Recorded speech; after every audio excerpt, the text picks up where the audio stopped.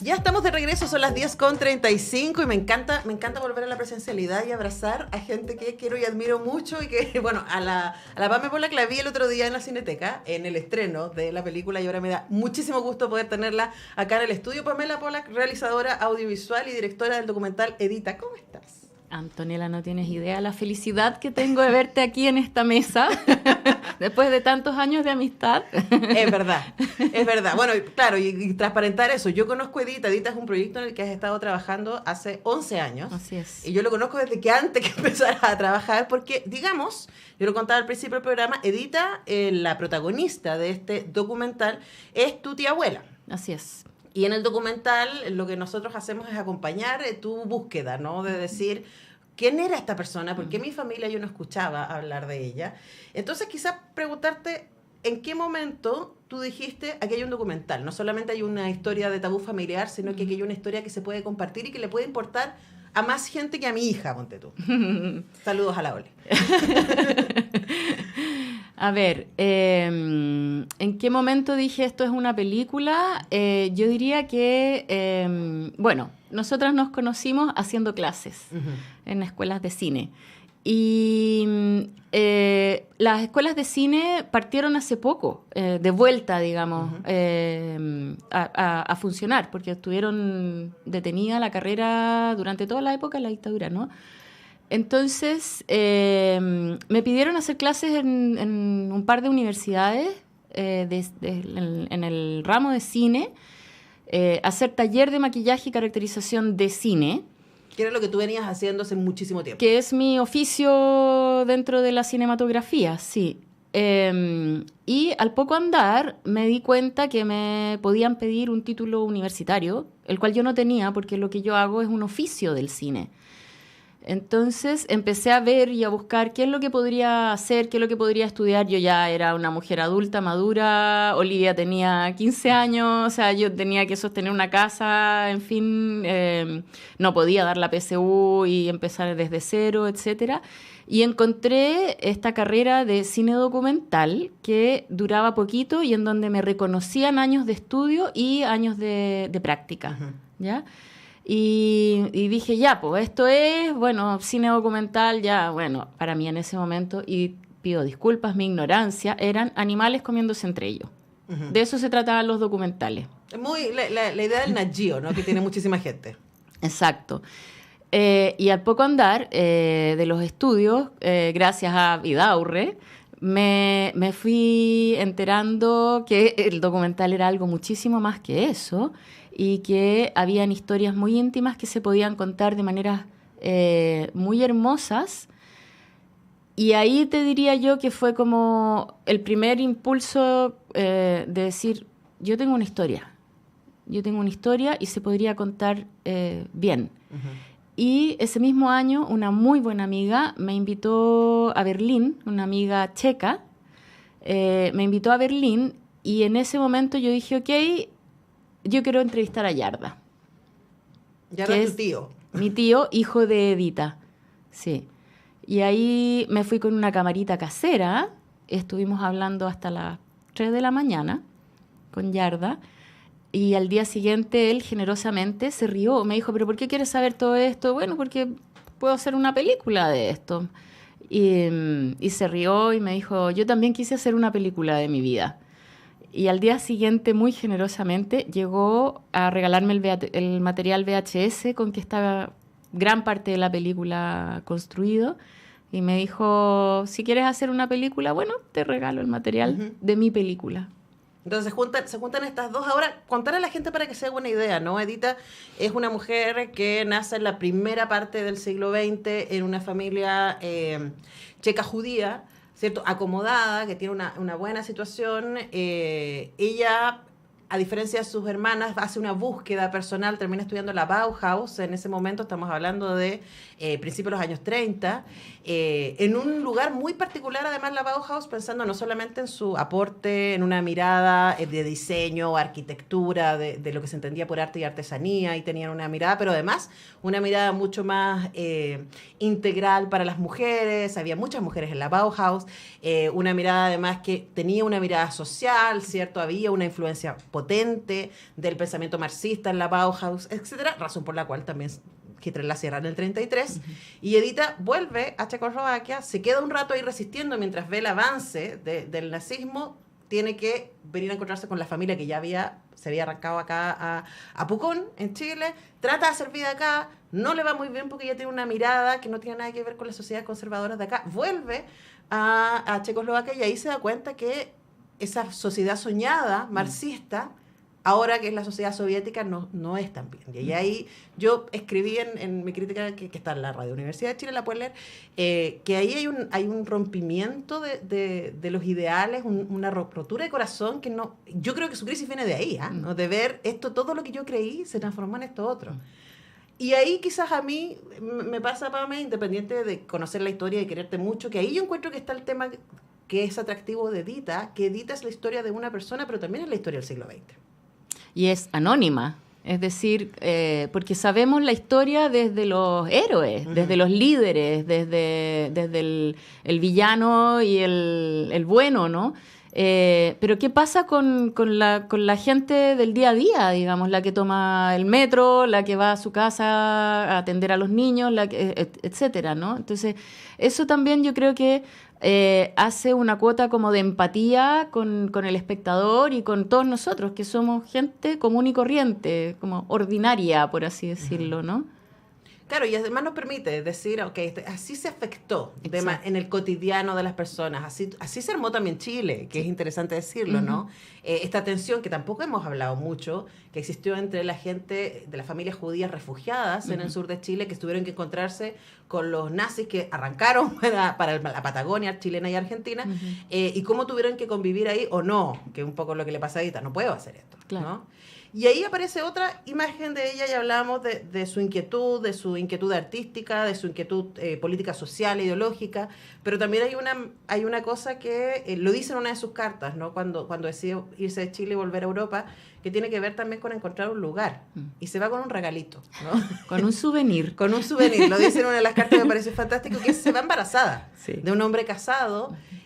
No tenemos muy claro, tú lo dices en la película, ella creemos que esperaba que él la siguiera, cosa que él no hizo, pero además ella decide ser madre en una situación tremendamente precaria, madre soltera, estamos hablando de esto en los años finales de los 40, principios de los 50, correcto. O sea, es como muy, muy duro. Posguerra, además. Y además sin ella, o sea, madre soltera sin lazos, porque toda la familia ya está acá, profesional, pero mujer. Entonces, ¿cómo arma? Y ¿qué sientes tú que te ha enseñado a ti, Edita, y por qué sientes que ella también es una mujer feminista en el contexto que le tocó vivir? Yo creo que la fortaleza y la persistencia, ¿no? De la cosa como de los ideales, o sea, estar 11 años tratando de sacar adelante una película es de porfía y obsesiva. O sea, yo creo que esto tiene que salir a la luz, me parece que es importante visualizarla, me parece que es importante que no se repita una historia así. Entonces, es como porfiar, obsesión, ahí, yo creo que por ahí no ceder de repente, aunque te digan loca, porque eso nos dicen a cada rato. A las mujeres sí, por supuesto. Por supuesto, claro. Por querer ocupar un espacio que además es el que se ha dicho que no es el de las mujeres, ¿no? Querer tener el relato, para empezar. Pero yo pensaba, porque tú lo dijiste también en la presentación el otro día en la Cinética el martes pasado, también es una película que reflexiona sobre la salud mental. Y yo pensaba, Edita es una mujer que empieza a hacer crisis. Primero tiene su primera crisis aquí en Chile, en este encuentro con los grupos neonazis que se empiezan a instalar en el sur de Chile, y después cuando ya llega a Checoslovaquia, órbita soviética, y yo pensaba cuánto de su desequilibrio tuvo que ver con su descorazonamiento, no solamente en términos románticos, de que se enganche con este hombre, sino sobre todo con su descorazonamiento ideológico. Es decir, esta es la sociedad que yo esperaba que fuera y terminó siendo esta cosa que se parece mucho a un totalitarismo, dice ella misma en las cartas. Claro. Bueno, esa es la duda que a mí también me queda, ¿no? ¿Habrá tenido ella una formación física-química dentro de su cerebro que fue más vulnerada con el entorno político y social y familiar que le tocó vivir? ¿O iba destinada a enloquecer? O sea, hay ahí todo una reflexión y que yo creo que es súper actual también. O sea, esta pandemia y post-pandemia que estamos viviendo, qué es lo que nos pasa a nosotros y cuáles son las herramientas que tenemos hoy día, ¿no? En relación a las herramientas que existían en esa época, que también eran súper experimentales. O sea, vamos con electroshock, con baños de agua fría, con una serie de cosas que no sabes en realidad si es que es un remedio, entre comillas, o es para mantenerla silenciada, aplacada, etcétera, que era también un método de represión en la época. Entonces, ahí, hoy día, uno podría decir, ok, el sistema psiquiátrico no es un método de represión, ojalá, ¿no? Pero si tenemos un pariente incómodo en la familia o alguien que está sufriendo algún tipo de crisis psicótica, psiquiátrica, maníaca o lo que sea, ¿cómo enfrentamos esa situación dentro de la familia? Porque también es súper pesado para la familia, ¿ya? Porque tampoco sabes bien dónde está el límite de qué es normal, de qué es sano, de qué es lo que no es sano. Es bien confuso eso. Y la familia se agota también, ¿ya? Entonces, es una situación que nos da lata, ¿ya? Que muchas veces queremos meter debajo de la alfombra, que nadie sepa, que no se escuche, y que no hablemos acerca de todas estas personas que nos incomodan tanto. Y no solamente en cuanto a lo psiquiátrico, sino que también, no sé, el gay, la lesbiana. O la mujer independiente en el caso de Edita. Y también, claro. O sea, hay muchas razones por las cuales podríamos intentar silenciar, aplacar o dejar fuera a un integrante de la familia. Claro que sí. Bueno, y Edita nos ayuda a pensar sobre eso. Estamos conversando con Pamela Pollack, directora de la película Edita, que está en cartelera, la pueden ir a buscar, está gracias a Miradoc, además, que este estupendo programa, pueden buscarla en distintos lugares de Chile, está ahí accesible. Pero además del contenido, que es lo que hemos estado comentando, a mí me pareció que la factura de Edita como material es muy atractiva, porque por supuesto están todas estas películas familiares, ¿cierto? Que te regala tu tío, Yarda, ¿cierto? Que es el hijo de Edita, que viene a Chile en algún momento a traer las cenizas de su madre, pero también a como tratar de conectar con este lado de la familia que desconocía absolutamente. Bueno, el lado familia paterno no tiene tampoco. Aparece acá, digamos. Claro, sí. también está acá. Sí. Pero a mí me rayó muchísimo el trabajo de montaje y el trabajo de animación que ahí hacen entre Daniel Dávila en la postproducción de imagen y María Teresa Viera Gallo, porque como gran parte del sustento del relato son cartas que van y vienen, entonces parte del relato audiovisual tiene que ver con la animación de las estampillas. Entonces, cómo las estampillas también nos van dando cuenta de los idearios nacionales que están instalados ahí, ¿cierto? Y cómo de alguna manera eso va dialogando o cerrándose a el relato de Edita. Cuéntanos respecto a esas decisiones formales que hacen que la película sea tan atractiva también. Sí, yo creo que fue un acierto. Eso es completamente maravilloso para mí también, porque, bueno, me gustaría partir un poco más atrás. Yo soy maquilladora de cine y estuve siempre en el set, ¿ya? Ese es mi lugar, estar en el set. Y mi película es una película, como bien dices tú, de postproducción, de montaje y postproducción. Y de archivo. Y de archivo, exacto. Que también era un territorio completamente desconocido para mí, ¿ya? Entonces tuve que aprender mucho. Y tenía conceptos, tenía ideas, tenía sensaciones, tenía muchas emociones que quería transmitir y que entendía que no era fácil transmitirlas en 70 minutos que dura la película. Y que eran algunas cosas bastante densas, además. Entonces, al llegar Daniel Dávila a la producción de la película, yo trataba de decirle, Daniel, me gustaría alivianar esto porque lo que estoy diciendo es muy denso. Ujú. Y necesito que la imagen esté más liviana para poder digerir todo lo que está pasando. Y fue un tremendo acierto. Daniel también sabe, es bien estudioso y sabe bastante de la Bauhaus. Entonces, estas imágenes como tipo collage Ujú. son también parte de la estética que queremos transmitir. Y lo hizo a mi modo de ver de una manera magistral. Además que efectivamente las estampillas son una maravilla. O sea, son preciosas. Tienen una cantidad de detalles alucinantes, de simbología, etcétera. Y cabe destacar también que las generaciones de hoy no entienden mucho lo que es esto del correo, de la casilla, del Claro. papel carta. Claro, y de la estampilla misma. Y de la estampilla misma, exacto. O sea, a mí me ha pasado, sobre todo en pandemia, yo vivo en el campo, tengo una casilla de correo, de Correos de Chile, y en algunos envíos me llamaban por teléfono y me preguntaban, disculpe, la calle Casilla 163, ¿en intersección con qué calle queda? Porque no la logro encontrar en el mapa. Entonces empezar a explicarle a una persona de 20 años qué es lo que es una casilla de correo. Es desafiante. Se Bueno, te cae el carnet, o sea, pasan un montón de cosas ahí.